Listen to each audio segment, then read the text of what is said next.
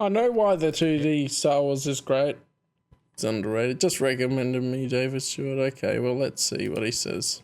Hey folks, David Stewart here. Hope you guys are having a fantastic day. I know I say that like every time, but I really mean it. I'm going to make a video on something I haven't made a video on in quite some time, which is Star Wars. I want to talk a little bit about the Clone Wars 2D animated series, which you can watch as like a part 1 and part 2 on Disney Plus. It came as like a two DVD discs way back in the day. Because the first lot was released and then the second lot was made. It's 2D animated. It's not the 3D animated TV series that happened later. This was the one done by Genndy Tartakovsky, who I think did Dexter's Laboratory. And Samurai Jack. It's really good, and I have a lot of appreciation for it. I got to watch the whole thing in its entirety with my son not too long ago. He woke up in the middle of the night and couldn't get back to sleep, so we stayed up and we watched the Clone Wars, and boy, did he love this show. If you watch it as it's presented, I think on Disney Plus, or you're watching, the DVDs, what you get, and I haven't seen it in so long, so it was great to go back and watch it. And I think you can even find it for free on YouTube, but I didn't tell you that. Well, I tried to upload it to YouTube and it got copyright claimed. And then some other guy has it up on YouTube and doesn't get copyright claimed. I don't know how that works when I have way less subscribers anyway. Is that it kind of works as a 2-hour movie. It works as a complete unit in and of itself, but it has a really different feel from what you get from most movies, and that is because it is told as a bunch of like 10 or 15 minute shorts that were on Cartoon Network. So the beat sequence on it is really fast. There's like conflict resolution. Things happen really fast. They set stuff up, they resolve one thing. They set a thing up, they resolve a different thing. So this cycle of setting up tension and then resolving previous tension happens in a really fast series, and it all kind of sticks together well. Compared to, say, the 3D animated Clone Wars show that came later, that one is really firmly in the TV format, where every single episode has like an ABC story. Every single episode has its own conflict, its own resolution. And yeah, there's arcs that happen in that, but it's definitely a TV show, and it feels like you're watching, you're watching a 20-minute cartoon show every time that you watch an episode. This one has a totally different feel because of the way that it was constructed. Everything goes together as a whole, and yet there are lots of little conflicts and resolutions, lots of little character progressions that happen within. And I think that really reflects the Clone Wars well, because if he doesn't mention it, I'll mention it now anyway. George Lucas intended for people to watch the Clone Wars micro-series before Revenge of the Sith, which was a whole thing of like Attack of the Clones came out, then the micro-series, and then Revenge of the Sith on the release date was. Within the show. So I do recommend it. If you haven't watched it, it's a great one. The other thing that I really like about it is that it bridges the gap between Attack of the Clones and Revenge of the Sith, I think, in a really good way. So it sets up Revenge of the Sith in a way that Revenge of the Sith in some ways needs. When we pick back up with Revenge of the Sith, we have Anakin Skywalker, and he's now like, a full-blown hero. When we left him with Attack of the Clones, he had just had his arm chopped off by Count Dooku. So it's good to have some of that gap filled in. And Revenge of the Sith is fine without that setup, but you also have the introduction of characters like General Grievous, and that makes his defeat later on that much better. You also get a lot more Count Dooku, which makes his defeat very early in Revenge of the Sith have a bigger impact, because we have this, this weird feeling where we finally meet Count Dooku at the end of Attack of the Clones, and then he gets killed very quickly at the beginning of Revenge of the Sith. So we don't really have a lot of time to know him as a villain, to see how he's running the war, to see how he's working with Darth Sidious. We get to see all of that in the Clone Wars animated TV show. So it's really good in that regard. Yoda Dark Rendezvous is a pretty good insight into some of Dooku, but there's not actually like a Dooku-centric story that's been written either. So it's really good to have that in the Micro series as well. So let me just go a little bit deeper into setting, characters, plot, and a little bit of the visual design. And I'll actually start with the visual design. One of the things I like about this animated show, and in fact Star Wars in general in the animated formats, and this includes like the Clone Wars TV show as well as in my mind a lot of the video games like Knights of the Old Republic, is that I think the Star Wars aesthetic works really well in a cold medium. If you know the difference between cold media and hot media, cold media is kind of separated from the thing itself, and hot media is like a very literal representation of a thing. So cold media would be like a cartoon. Hot media would be a live action movie, right? That's intended to look realistic and true to life. So animation is true to life as much as Star Wars would. Of course, a cold media, and that means that you can sort of gesture towards the aesthetic language of Star Wars in a way that's very effective. You don't need to draw in all the details like you have in a movie set where there's like dirt on the panels of the Millennium Falcon, and there's wires here, and there's pipes welded to other pipes and doodads. You don't need that level of detail. You can just sort of gesture towards that, and you get the idea. So you kind of gesture towards some of the designs that Ralph McQuarrie came up with, the feelings that get expressed with the high detail sets of the movies. And the viewer is able to fill in the details based on that gesture. Just like how if you're looking at a comic book, you don't need to see every nuance of the skin tone of a model of a character to know what that character looks like, or to know that the character is pretty or ugly or things like that. So cold media is able to like paint with broad strokes, in some cases literally, but I'm using that figuratively. And that's the same thing with the animation, like the action of the movie. You're able to show characters moving sort of broadly through different paces and then see the result of the action. That's really where tension, by the way, comes in with a fight scene, is wondering what's going to happen. Not so much, if you're ever describing this in a book, not so much describing every little motion, but rather feeling the tension of what's happening. And George Lucas has actually been very good at this, and all the Star Wars movies, even those not directed by George Lucas, have been fairly good at this. One of the things you'll see with Attack of the Clones is like this focus on the face of Dooku, focus on the face of Anakin with these flashing lightsabers. Well, do you need to see their lightsabers hitting in a really particular way every second? No, you need to see the tension of the characters, what's at stake for the conflict itself, the risk involved in the fight, and then what you want to know as an that's much more what you want. That's what really matters for the fight, not every single little detail about what's going on with the fight, though those details are definitely there in the classic Star Wars movies.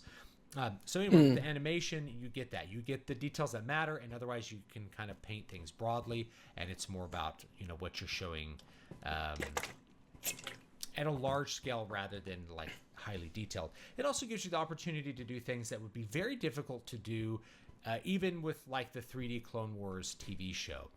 So there's one battle, for example, where there's a giant machine that flies over the battlefield and has this big thing that shoots down into the earth and like wreaks massive havoc, reforms the earth, I feel like that would have been a terraforming tool. This would be something that would be very complicated to animate, but if you're just animating it in a cold medium, it's a little bit easier to get away with. You don't have to put in all those details. You can just draw the outlines of what the object is supposed to be on a large scale and show it happening. It's not more difficult. It's not significantly more difficult to animate like the far out view of this thing, slamming down, than it is to just do a regular character animation. Whereas with doing a lot of 3D modeling, you have to make a new 3D model.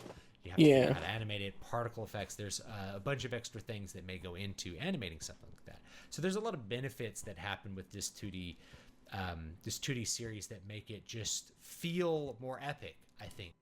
And interesting places to pause. But I feel like the 2D actually looks better to me anyway. A lot of the time, 2D animation looks better to me than 3D animation. I'd say most of the time. Of course, you get some exceptions, and especially when it's like the cinematic trailers for SWTOR and that are like a step above every other 3D animation and stuff. But for the majority of the time, 2D is so much better, yeah. The amount of money it would take to make 3D look good, yeah. Let's get a reference up.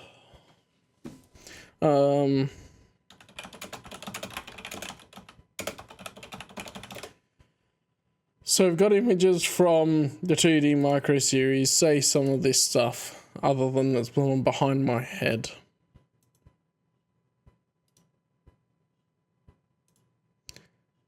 And then you have,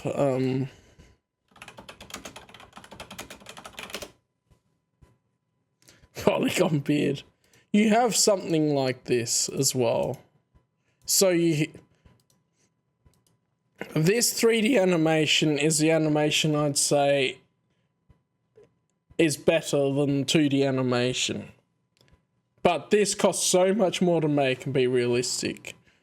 Whereas this is obviously really good as well in a stylistic type of way. The polygon beard and everything is hilarious. You want to see the polygon beard?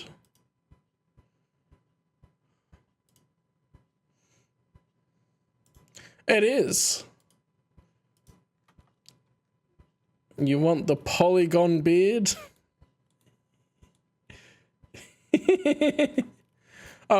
And 2D, a lot of the time, is just better at conveying certain styles as well. Like, obviously, the cinematic trailers for SWTOR were going for looking realistic to the universe. Yes, Smug Obi-Wan for sure. Whereas the 2D micro series, the Clone Wars micro series, was going for a lot more style than a lot of other Star Wars media. Anyway, I like the visual design. I think it works. Yes, it's very cartoonish, and it's very much in the cold media area, but I think it works. One of the things that we can refer to that's not this, to make my point, is the cartoon section from the Christmas special. This was why everyone was trying to get their hands on a VHS copy of the Christmas special back in like the holiday special, of course, the 1990s. Yes, this was the thing. As people wanted this cartoon with Boba Fett, this thing where Boba Fett was hunting Han Solo. And if you watch that animation, it's very stylized. The characters don't even really look like themselves, but you get the hint of the Star Wars universe beyond just with these broad gestures that it makes. You kind of fill in the details in your mind. You don't need to see every detail in the cold. Yeah, that's the same animation that they use with Star Wars droids.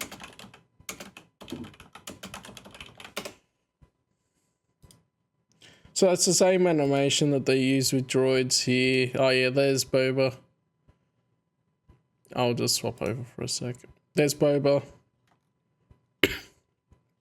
And we have this animation. That's the one from the holiday special as well, but then you also get the bits like that. Obviously very dated. It didn't age well. But yes, here's Booba. Booba feet, yeah. But then it's also interesting, the comics use the same sort of art style. Like the droids comics use the same sort of art style. It's pretty cool.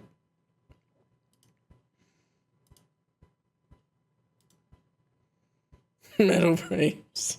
I mean, technically it always does. It really works. So if you go and watch that, you'll see a lot of what I'm talking about there with not needing every detail drawn, just the important details, and it's effective. Just the important details, like Boba wearing metal briefs. The action and the drama is still just as effective in that media as it would be with something that is a lot more technical. Okay, let's talk about setting, characters, and plot. One of the reasons I love this again is it broadens the setting of Star Wars and gives you a lot more of what you want for the idea of the Clone Wars. It makes the Clone Wars feel like a truly epic, truly massive war that's happening between the Republic and the Separatists with the Jedi involved, the clone troopers. You get to see the clone troopers doing their thing. You get to see the Jedi working with them. So it enhances the setting of Star Wars in general. And that's really the star of a lot of Star Wars media that's not the main movies, where there's a lot of character drama. It's the setting. The setting gets a lot of expansion with this little series of mini shorts, or let's think of it as like a movie made of shorts.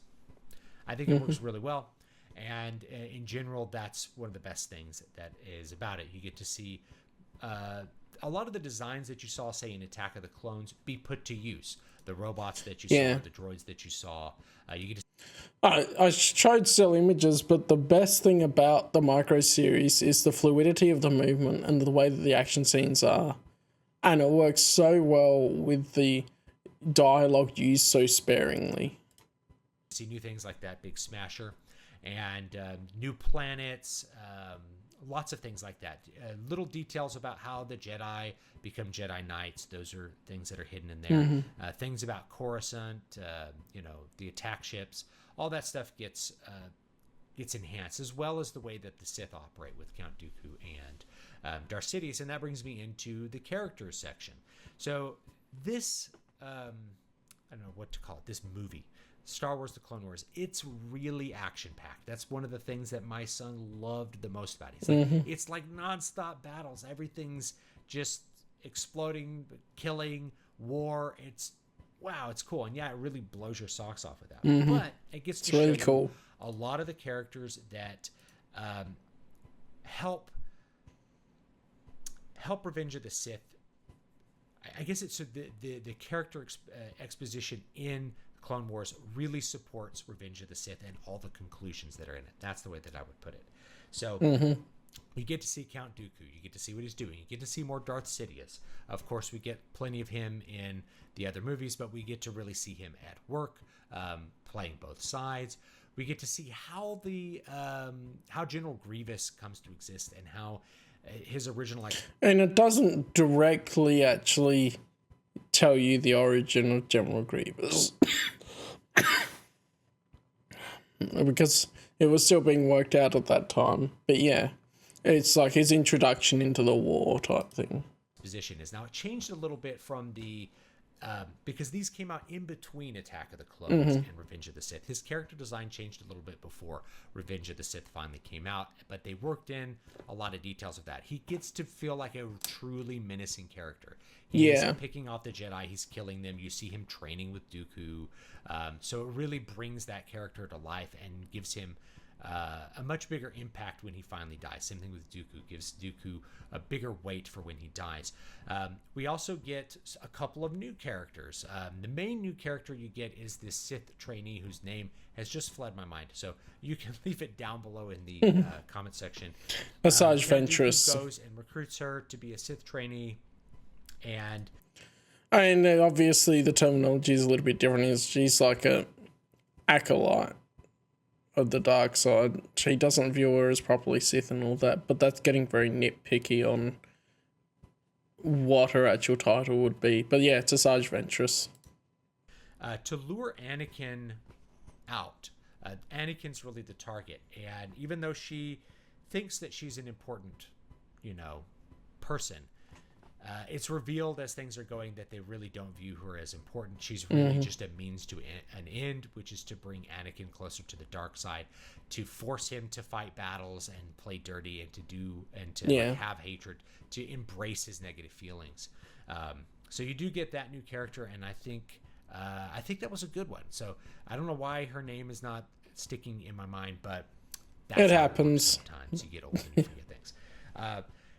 Otherwise, you get names are some of the hardest things to remember, let's be honest. some other good expansion of characters that Obi-Wan and Anakin. You have a further development of their relationship. This kind of the tension that exists between them, as Obi-Wan being a superior versus Anakin being his inferior, to Anakin ascending and becoming a real Jedi Knight, going through a trial, and of course having some temptations as part of that trial. That happens in the second half of the Star Wars The Clone Wars. All of those sequences are really good. They really help enhance the character. You get to see Anakin be both a competent warrior. And like, because he's mentioned it a couple of times, it's like, this is Star Wars Clone Wars, technically in the title. Another nitpicky thing that doesn't matter. And a good fighter. You get to see him make mistakes. You get to see him learn the consequences of those mistakes. And you get to see him again step a little bit closer to the temptations of the dark side, again setting up the final conflict that would create the main story of Revenge of the Sith. You also get a... Yeah, it's really cool to see Anakin's pathway, like, slowly going towards the dark side between the 2D micro series and the books and comics and all that. It's really cool. A little bit more of his relationship with his wife, Padme Amidala, right? And just more things about how that's secret, about how they have to keep it secret, and the conflict that goes there. It's just a taste. There's not a big part of the story that's devoted to that, but rather it enhances what we see in Revenge of the Sith. Yeah. Which, again, I do appreciate. And then you get tastes of lots of the other Jedi that you get to meet. So there's Mace Windu, that you get to see him actually do some things in the war. There's Yoda, and you get to see him using the Force to like crash ships, which is very fun. You get to see these really competent Jedi doing really competent Jedi stuff. You get to see Kit Fisto, right? The guy with the crazy tentacle dreadlocks and the big fish eyes, yeah, like swimming underwater, fighting huge underwater battles on the Calamari planet. Yeah, some really cool ideas that they put into it. I love it. All of those scenes had a big impact on my son. He really enjoyed them. Again, because they enhance the setting, but they really show off a lot of the characters and have a lot of tension about what they're going to do and what they are actually accomplishing in the war. It makes the whole war feel a lot more epic as well. Yeah, we also see a lot of like the unnamed Jedi before, or some new Jedi introduced to see some extra ones. Like Shark T we didn't see much of in between the movies, and so it has Shark T in some of the episodes and stuff like that. We see how an Arthurian Jedi uses the four throats an Arthurian has and enhances it with the Force as like a sonic vibration attack. There's some really cool ideas in there. Characters like Shark T, who's like protecting she just Emperor, mentions it. who would become the Emperor. He's protecting Palpatine, and of course Palpatine's playing both sides, so he's not really concerned for their safety, nor is he really afraid that they're going to hurt him. He knows that General Grievous has come to kidnap him per his own orders in order to generate a conflict that he's set up ahead of time. So it gets all of that set up there. It's all according to Keikaku. So let's talk about the plot. The last thing, which I've already mentioned all the elements of this. You can really divide it into part 1 and part 2. Both of these, the main protagonist is Anakin Skywalker, and he's the one that most of the action focuses on. We do have plenty of auxiliary characters like Obi-Wan. But it's about what he's doing. In the first half, it's him being led away from this grand battle to do this duel with the Sith. That's where the conflict is directed towards. And him actually killing her and having this moment of like reveling in the anger and the fury of defeating this opponent in a lightsaber duel. So it really just shows him moving a little bit closer to the dark side. There's lots of other little mini plots in there. There's this crazy alien that's working for the Separatists that it's hard to describe, but Obi-Wan ends up killing him in quite a disgusting and spectacular fashion, which I appreciate. It would be Dirge, the bounty hunter, as a Gendai that exploded around everywhere when Obi-Wan was inside of him. What a sentence. That's part 1. Part 2 is really about setting up all the events that would take place right before Revenge of the Sith, and the movie ends right at the beginning of Revenge of the Sith. So I love when stories do this. It's like Jedi Apprentice, the book series, ends right before The Phantom Menace. You know what's coming. And it's such a great lead into it. You end the Clone Wars, and boom, you're right at the beginning. You're in the first scene of Revenge of the Sith, which is just great. So it's setting that up. It's introducing Grievous. It's showing him as a really competent, really frightening, and dangerous, kind of monstrous villain who's able to kill lots of Jedi, who comes and finally is successful in kidnapping Palpatine. And then you get to watch Revenge of the Sith. So anyway, that's my setup for that. What I think is great about the plot is because it was released in these short little segments, you don't have enough time to have like a big conflict, big resolution. Rather, you have you can introduce something and resolve another thing, and that's all you really have time to do. And all of it has to contribute to the overall story. So you get this really fast-paced feeling where there's lots of tension and resolution happening, lots of plot points happening one after the other in very quick succession. It keeps you really interested in the action and what's going on, and it makes the conflict feel bigger and more epic than it does in the TV format that is the Clone Wars TV show. That's not to knock anything from the later series, but once you get into that TV format, you lose this sense of like you're really watching a grand scale war happening rather than lots of little stories that are kind of related to the war. It's like you're watching the Clone Wars. Yeah, I don't like you compare like a bunch of the really cool action and battles and stuff in the 2D series, and then you go to the 3D 2008 Clone Wars, and you've got the episode where the droids go to a droid spa. Like, bruh, why do you even have that in there? What it ends up feeling because of that rapid plot point succession. So anyway, leave me your thoughts down below, what you thought about it.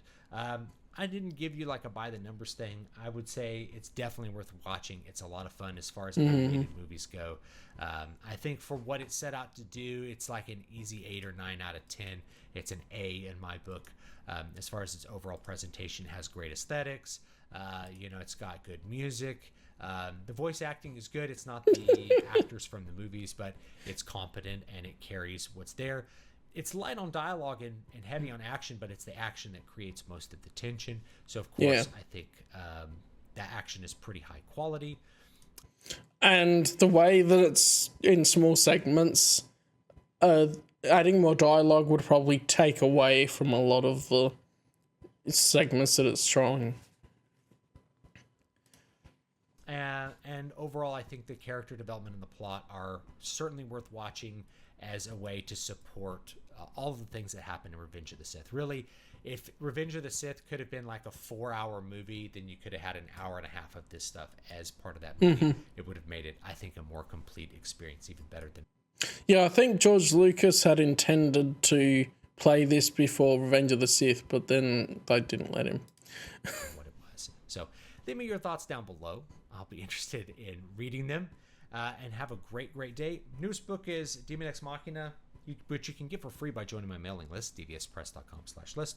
I don't know where my copy is, so you can buy these books instead. Keys to Prolific Creativity, which is just a manual for setting up your creative process, getting projects done, and Crown of Sight. Important for a book that I will hopefully be releasing at the end of the year called King Leper. So have a great one. Yeah, cool. See you guys. He actually writes stuff too, which is cool. Neat.